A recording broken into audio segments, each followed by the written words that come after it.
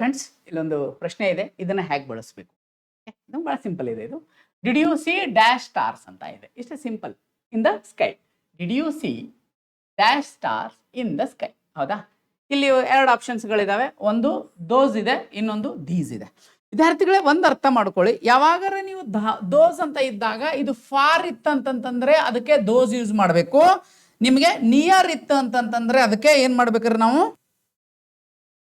These use ಮಾಡಬೇಕು. Okay, ಹಾಗಾದ್ರೆ ಇದು ನೋಡ್ರಿ ವಿದ್ಯಾರ್ಥಿಗಳೇ, ಸ್ಟಾರ್ಸ್ ಅಂತ ಇದೆ. ಹೌದಲ್ಲ? ಸ್ಟಾರ್ಸ್ ಅಂತ ಇದೆ. ಹಾಗಾದ್ರೆ ಅದು ಸಮೀಪ ಇರ್ತದನ್ರಿ? ಇಲ್ಲ, ದೂರ ಇರ್ತದ. ಹಾಗಾದ್ರೆ ನಾವ್ ಇಲ್ಲಿ ಏನ್ ಮಾಡ್ಬೇಕ್ರಿ?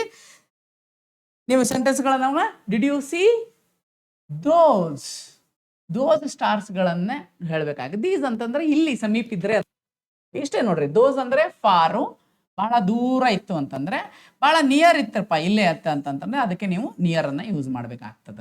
ಗೊತ್ತಾಯ್ತಲ್ಲ ವಿದ್ಯಾರ್ಥಿಗಳು?